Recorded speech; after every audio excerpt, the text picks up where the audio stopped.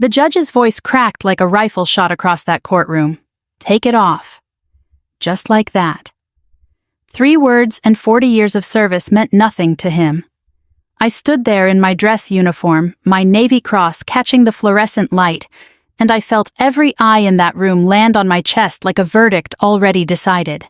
My sister-in-law was smiling. She thought she'd already won. She had no idea what was sitting inside my briefcase, and neither did the man in the black robe who was about to destroy his own career without even realizing it. My name is Eleanor Brooks, and I've spent 18 years wearing this uniform. I've bled for it. I've buried friends who wore the same one. And on a gray Tuesday morning in a county courthouse that smelled like burnt coffee and old carpet, I found myself standing trial not for anything I'd done wrong, but because a woman I'd once called family decided my honor was something she could put a price tag on. I want to tell you how I got there because it didn't happen overnight. Nothing like this ever does. I joined the Army at 22 right out of college, back when my father used to joke that I had more stubbornness than sense. He wasn't wrong. I served 2 decades, most of it overseas, chasing missions I still can't talk about at dinner parties. I was wounded once, badly enough that I spent 4 months relearning how to walk without wincing. And somewhere in the middle of all that, during a joint operation with a Marine unit that I still think about at 3 in the morning sometimes, I earned something called the Navy Cross. It's not a medal soldiers talk about. It's a medal you carry quietly because the people who understand what it costs don't need you to explain it, and the people who don't understand never will. I never wore it to family dinners. I never brought it up at church picnics or mentioned it when neighbors asked what I did for a living. I said, "I'm in the Army," and left it at that. I don't need applause to know what I did was real. But my sister-in-law Melissa, she was cut from different cloth entirely. Melissa married my brother David about 12 years ago. And from the very first Thanksgiving, I could feel her sizing up our family like a woman doing inventory. She had a way of looking at things: the china cabinet, my mother's wedding ring, the deed to the old house, like she was calculating their resale value in her head. David loved her, and I tried. God knows I tried to see what he saw. But love doesn't erase the way somebody treats a waitress, or the way they talk about people behind their backs the second they leave the room. When my parents passed my father first from a heart that had given out slowly over years, and my mother 18 months later from a grief I don't think she ever intended to survive, they left the family house to David and me equally. It was a modest place, nothing extravagant. White clapboard, a wraparound porch, an oak tree in the backyard my father had planted the year I was born. But it wasn't about the money. It was the last piece of them we had left. Melissa didn't see it that way. She saw square footage. She saw a listing price. She started pushing David almost immediately. "Sell the house, split the cash. Let's use it for the kids' college fund. Let's use it to expand the business. Let's use it for anything except letting it sit there gathering dust and memories." David, to his credit, resisted for a while. But Melissa has a way of wearing people down. She doesn't yell. She just repeats herself softer and softer until you agree just to make the noise stop. I refused to sell. I told David I wanted to keep it in the family, maybe fix it up, maybe let his kids spend summers there the way we used to. He seemed to understand. Melissa did not. Months went by. Phone calls got shorter. Holidays got days. Melissa was suing me. The claim on paper was about misappropriation of shared property. Fancy words for something much simpler. She wanted to force a sale, and when I wouldn't budge, she decided the courtroom was where she'd get her way. I remember standing on my porch that day, papers in hand, feeling something I hadn't felt since my last deployment. Not fear, exactly. More like the cold, clarifying calm that comes right before you have to do something difficult. David called me that night, apologetic, torn, caught in the middle of a war he never wanted. I told him I understood. I wasn't angry at him. But I also wasn't going to fold just because someone decided my patience was a weakness to exploit. So there I was, weeks later, walking into that courtroom in my dress uniform, not for show, not for sympathy, but because I'd just come from a veterans memorial service that morning and hadn't had time to change. My Navy Cross was pinned exactly where regulation said it should be. I sat down at the defendant's table, straightened my jacket, and glanced once at Melissa, who was already whispering something to her lawyer with a smile stretched a little too wide across her face. I had no idea sitting there how strange this day was about to get. The judge, a heavy-set man named Richard Harlan with a reputation for running his courtroom like a personal kingdom, banged his gavel to bring the room to order. He looked over the paperwork, glanced up at me once, and something in his expression shifted, something sharp, something almost offended. Then he leaned forward, tapped his pen against the bench, and said the words that would end up changing everything. "This is not a place to show off war trophies." I'd heard about Judge Richard Harlan before I ever set foot in his courtroom. Everyone in that county had. Lawyers talked about him the way you'd talk about weather you couldn't control. You just braced yourself and hoped you'd get through the day without getting struck by something. He had a reputation for arrogance, dressed up as authority, for cutting people off mid-sentence, for making example military theater people in his mind, who used their service like a costume to win sympathy points. I didn't know that yet. I only knew that a man in a black robe had just accused me in front of a packed courtroom of showing off. "I'm sorry, Your Honor," I said, keeping my voice level. 18 years of training does that to you. It doesn't matter how fast your heart is pounding, your voice learns to stay flat-controlled, unreadable. "This uniform isn't a costume. I came from a memorial service this morning." He didn't even look up from his paperwork. "Take off the medal." The room went quiet in that particular way. A room goes quiet when everyone suddenly realizes they're watching something they shouldn't be. I could hear the air conditioning humming overhead. I could hear someone's chair creak in the gallery. My attorney, a sharp young man named Foster, who I'd hired mostly because he came recommended by a fellow veteran, started to rise out of his seat, his mouth already forming an objection. I put my hand gently on his arm and shook my head just slightly. "Not yet." "Is that an official order of this court?" I asked. Harlan's eyes flicked up to mine for the first time, and I saw something there. I recognized instantly the particular irritation of a man who isn't used to being questioned. "Yes," he said, drawing the word out like he was doing me a favor by even answering. "It is." Beside me, I heard Melissa exhale a soft, satisfied breath. She leaned toward her lawyer and whispered something I couldn't quite catch, but I didn't need to hear the words to understand the tone. Gloating. She thought this was the beginning of my unraveling. She thought a man in a robe telling me to strip a piece of my identity off my chest was going to break something in me. She had no idea who she was dealing with. I sat there for a moment, feeling the weight of every eye in that gallery. Somewhere behind me I heard a low murmur ripple through the rows of spectators, like a soap opera they couldn't miss an episode of. And scattered among them I noticed were a couple of older men sitting stiff-backed in the third row, the kind of posture you only get from years of formation drills. One of them, a silver-haired man in a faded ball cap, was staring at my chest with an expression that had shifted from curiosity to something closer to disbelief. He recognized it. I could see it happen in real time the moment his eyes landed on the medal and something clicked into place. His jaw tightened. He leaned over and murmured something to the man beside him, who then also turned to look at me this time with wide eyes. Neither of them said a word out loud. Nobody ever does in a courtroom. You learn early that the silence is its own kind of law, heavier than anything written down in a statute book. But I could feel that old veteran's discomfort radiating off him like heat from a stove. He knew exactly what that medal meant, and he knew exactly how wrong this moment was. And he sat there in his folding chair, unable to do a single thing about it. I thought about my father in that moment, oddly enough. He used to tell me that the loudest rooms were rarely where the real decisions got made. The real decisions happened in the quiet ones, in the pauses between words, in the choices people made when they thought no one important was watching. I'd carried that with me through every deployment, every debrief, every long silence in a command tent, waiting for orders that might never come. This felt like one of those quiet rooms, and I intended to make my decision count. "Your Honor," I said, my voice steady, almost gentle. "Before I comply, I'd like the record to reflect the nature of this request." Harlan's jaw tightened the way a man's does when he senses he's being handled but can't quite articulate how. "Ms. Brooks, this isn't a debate." "Major Brooks," I corrected quietly, not sharply. Just a fact laid on the table like a card. And I understand it isn't a debate. Flicker of uncertainty, like a man realizing the floor beneath him wasn't quite as solid as he'd assumed.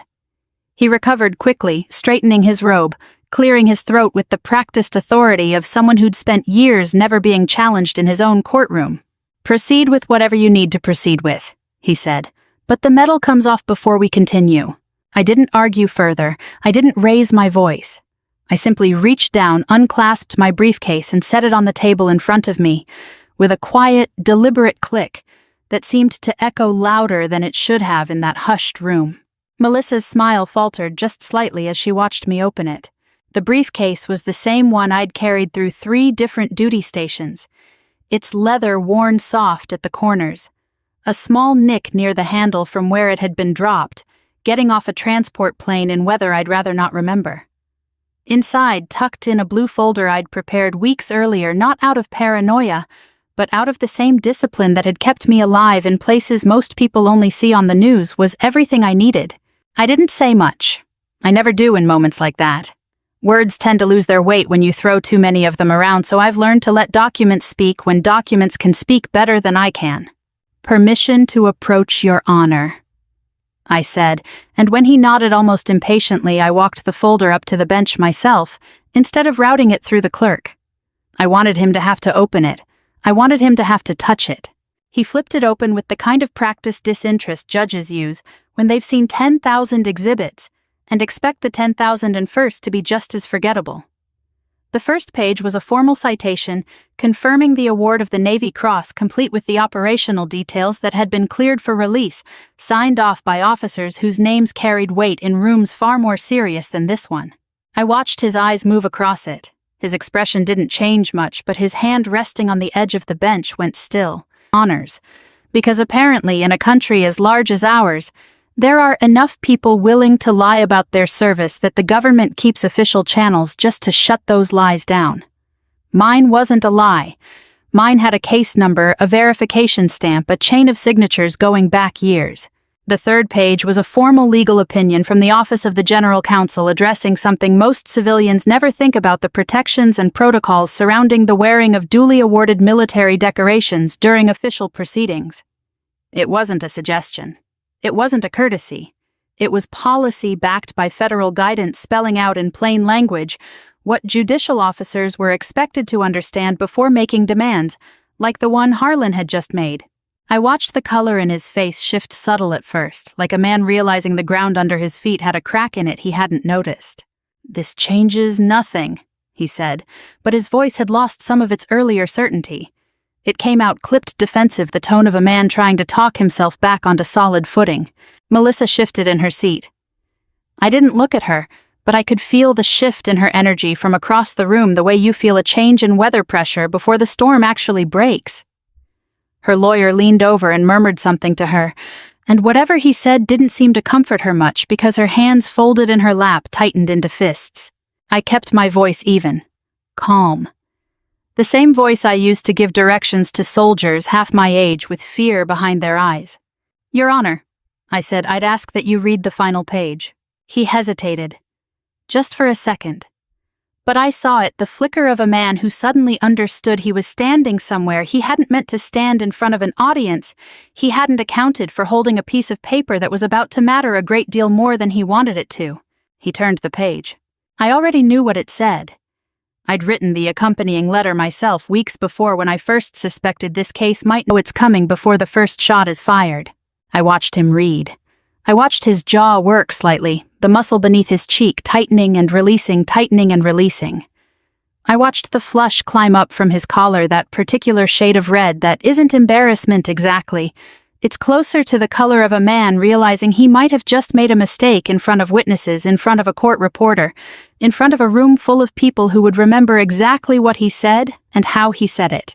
Somewhere behind me, the old veteran in the third row shifted forward in his seat like he sensed something was about to happen and didn't want to miss it.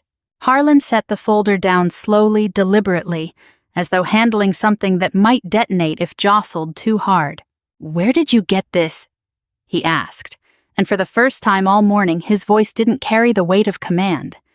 It carried something closer to concern, "I've had legal counsel for some time, Your Honor," I said simply. I anticipated this might become more complicated than a property dispute. He didn't answer right away. He just sat there staring down at that final page, his knuckles whitening slightly against the wood of the bench.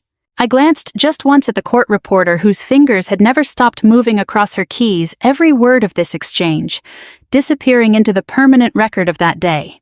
The final page was a memorandum, one most people outside legal and military circles never encounter, tucked away in guidance documents, distributed to federal and state courts alike.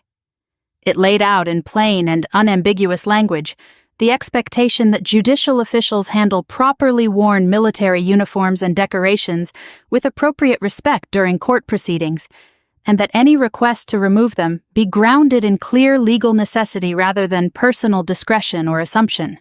There was no ambiguity in it, no room for a judge to claim he simply hadn't known better. I watched Harlan read it twice. His lips moved. People in that room had already seen enough to remember it clearly later. My attorney Foster cleared his throat beside me. "Your Honor, given the sensitivity of this matter, I'd like to formally request that the court's remarks from this morning be preserved verbatim in the official transcript." Harlan's eyes snapped up. "That's already standard procedure, Counselor." "Just wanted it on the record, Your Honor," Foster said, and I caught the faintest twitch at the corner of his mouth. He wasn't gloating. He was too professional for that. But there was something satisfying in watching a man who'd spent the morning throwing his weight around suddenly realize the floor was made of glass. The court clerk, a woman I hadn't paid much attention to until that moment, spoke up from her small desk near the bench. "For the record, Your Honor, today's proceedings are being recorded as per standard courtroom policy." I don't think Harlan had forgotten that fact. I think in the rush of his own irritation, he simply hadn't thought through what it meant. Every word he'd said, every dismissive comment about war trophies, every clipped demand that I strip a medal off my chest without so much as asking why I was wearing it had been captured. Preserved, time-stamped. Available, if it ever needed to be, to people whose job it was to review exactly this kind of conduct. I watched something shift behind his eyes. It wasn't quite panic. Men like Harlan don't panic easily. They've spent too many years mistaking control for invincibility. But it was the beginning of something close to it, the dawning, uncomfortable awareness that he'd walked into a moment he couldn't simply talk his way back out of. Beside me, Melissa had gone very still. I glanced at her once just briefly, and saw the calculation happening behind her eyes too. She'd expected this morning to go a certain way. She'd expected me to fold, to get flustered, to make some kind of scene that would paint me as unstable or difficult in front of a judge who already seemed inclined to see me that way, gentle. I understand the court has a great deal of discretion in how it manages proceedings. I've never questioned that. I only wanted to make sure that any request made of me today was made with full information. He didn't respond right away. He set the folder down, folded his hands together on top of it, and took a long breath, the kind of breath men take when they're trying to buy themselves a few seconds to think. "Let's move forward." He finally said, his voice quieter than it had been all morning. "We'll revisit procedural matters later." It wasn't an apology. I hadn't expected one, not yet. Men like Harlan don't apologize in front of an audience. The most you can hope for in the moment is a retreat, a small tactical withdrawal, while they figure out how much damage has actually been done. But I'd been in enough command rooms to recognize retreat when I saw it, and this was exactly that, a man quietly repositioning, trying to look like he was still in control of a situation that had already slipped through his fingers. I sat back down. Foster leaned over and murmured, "That went well." "It's not over," I murmured back. Because it wasn't. Not yet. Melissa's lawsuit was still sitting on the table unresolved, and beneath the surface of everything that had just happened was the real reason I was there. An inheritance. A house my parents had left us, a sister-in-law who'd decided greed was worth destroying a family over. The medal, the memorandum, the judge's misstep, none of that erased the actual claim being made against me. It had simply exposed something rotten in how the morning had begun. I looked over at Melissa, who was whispering fiercely to her attorney, now her earlier composure cracking at the edges. Whatever confidence she'd walked in with that morning had thinned considerably in the last 20 minutes and I could see her trying to recalculate, trying to figure out a new angle, a new way to spin this back in her favor. She wasn't going to find of my jacket, feeling the weight of the Navy Cross still resting exactly where it belonged. "Your Honor," I said, my voice carrying clearly across the courtroom, "I have one more witness to call." The courtroom doors opened with a heavy, deliberate sound, the kind of sound that makes people turn in their seats even before they know what they're turning to look at. I didn't have to turn myself. I already knew who was walking in because I'd called him 3 weeks earlier, sitting alone in my kitchen with a cup of coffee going cold beside me, explaining as calmly as I could that I needed him, that this was bigger than a house, bigger than Melissa's greed, bigger than anything I'd expected when I first got served those papers. Colonel Michael Sanders had been my commanding officer during the deployment that earned me the Navy Cross. He was retired now, silver-haired, still carrying himself with the kind of posture that made civilians instinctively straighten up when he walked past them. I hadn't seen him in almost 2 years, not since a reunion dinner where we'd spent most of the night not talking about the mission at all because some things you carry together in silence rather than words. He walked down the center aisle in a suit instead of a uniform, but it didn't matter. Everyone in that courtroom could tell just from the way he moved that this was a man who'd spent his life giving orders and having them followed without question. Harlan's expression shifted the moment Sanders took the stand. I don't think he recognized him immediately, but he recognized something, a presence, a gravity that filled the room differently than anything that had come before it. Foster walked him through his credentials first. 31 years of service. 2 combat deployments as a young officer, then years commanding units overseas, including the joint operation where he'd served as my direct commanding officer. He answered each question with the flat, unhurried precision of a man who'd testified in front of far more serious tribunals than a county courthouse, handling a property dispute. Sanders said, "I was there. I submitted the recommendation myself." He described it plainly without embellishment, the way men who've actually seen combat tend to describe it, none of the swelling music you hear in movies, just facts laid out one after another, each one heavier than the last. He talked about the operation, about the moment things went wrong, about a decision I'd made under fire that had saved lives that weren't supposed to make it out of that situation. I sat very still while he spoke. I always do when someone else tells that story. It's easier to hear it in someone else's voice than to carry the weight of telling it myself. I noticed the old veteran in the 3rd row lean forward, elbows on his knees, listening like a man in church. Then Sanders said something I hadn't planned for, something that hadn't been in our rehearsed questions. "I should also mention," he said, turning slightly toward the bench, "that I spent the last several years of my career training judicial and legal personnel in military protocol, including proper courtroom conduct regarding uniforms and decorations. It's part of a continuing education program many jurisdictions require." The room went very quiet. Sanders looked directly at Harlan. Not aggressively, not with any theatrical flourish. Just with the plain, unblinking directness of a man who'd spent his life dealing with people who thought their authority excused them from doing their homework. "You should have known this," he said. "It's not obscure information, it's basic training material." Harlan's face went through several colors in the span of about 4 seconds. I watched his hand tighten on his gavel, watched him glance toward the court reporter, watched him realize, too late obviously, too late, that every word being said in that room was already permanent. Melissa's attorney rose abruptly. "Your Honor, I'd like to request a brief recess."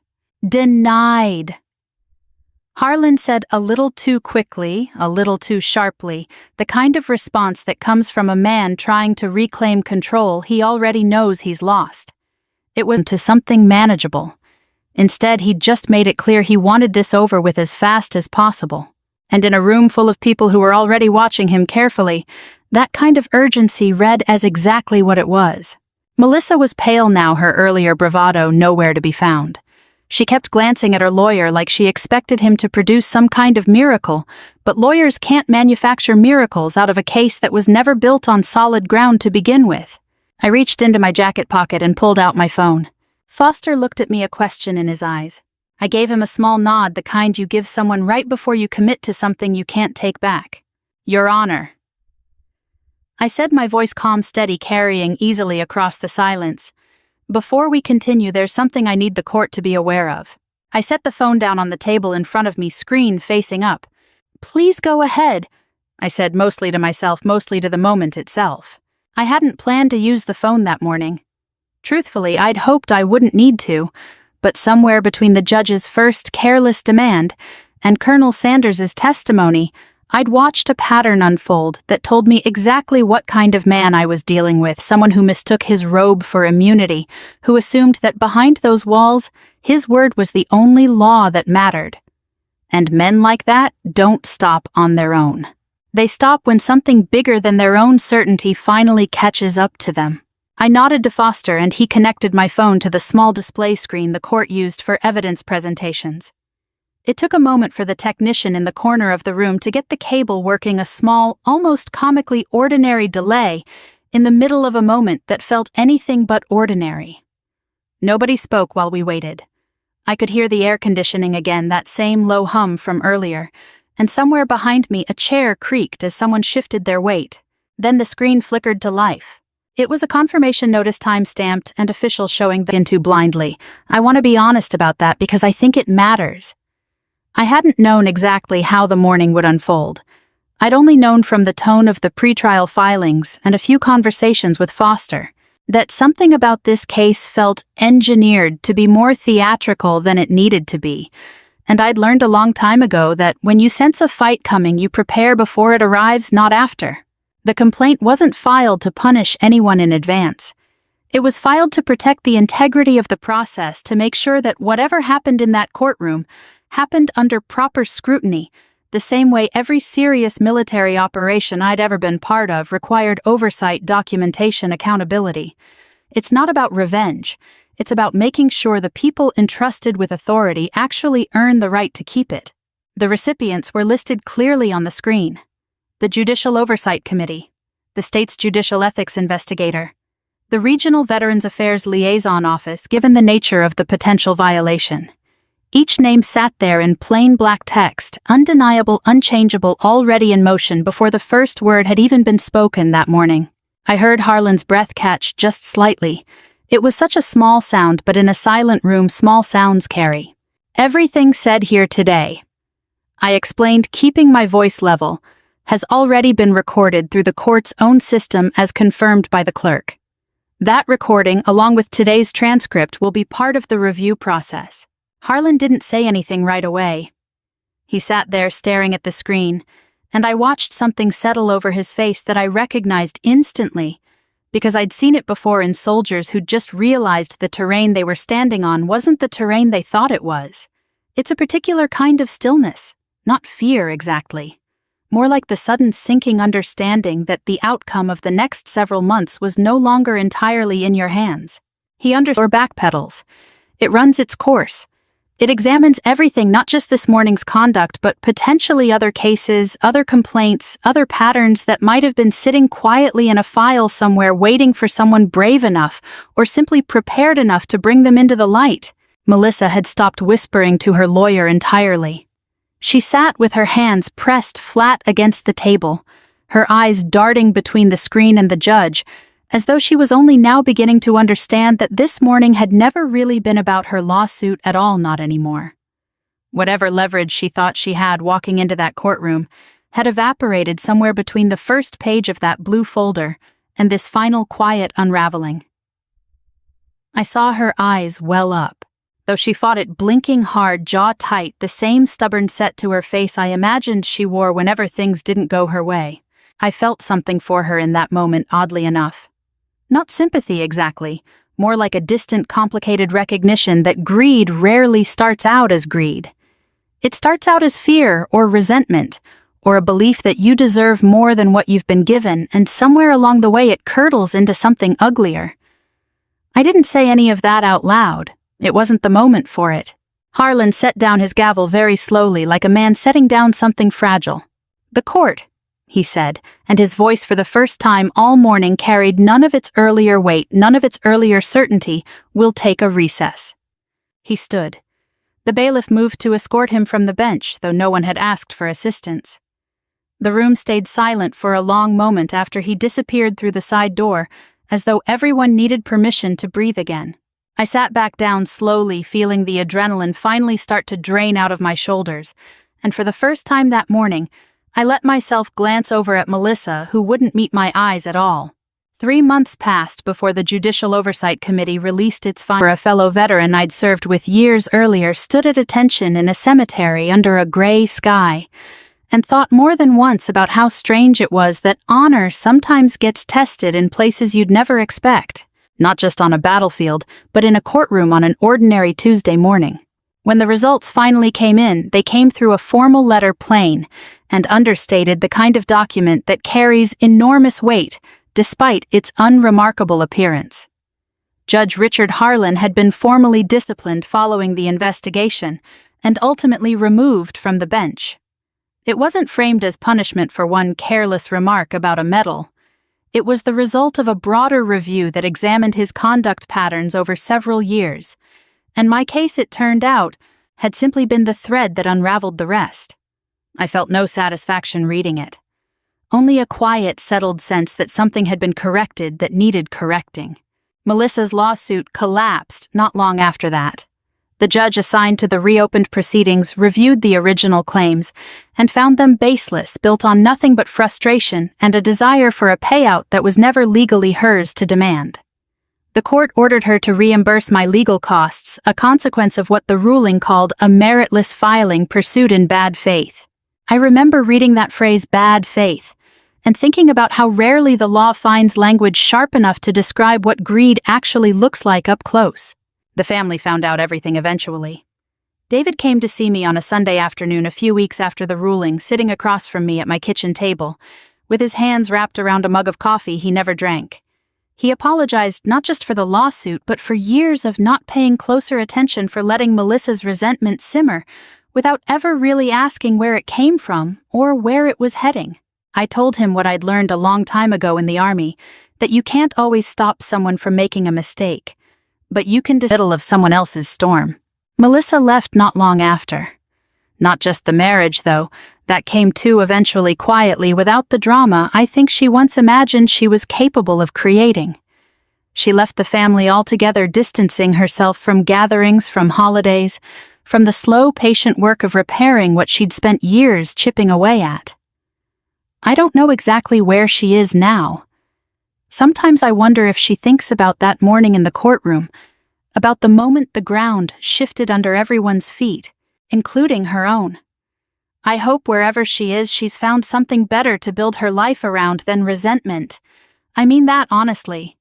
Bitterness is a heavy thing to carry, and I've never wished that weight on anyone, not even her. As for me, I didn't celebrate.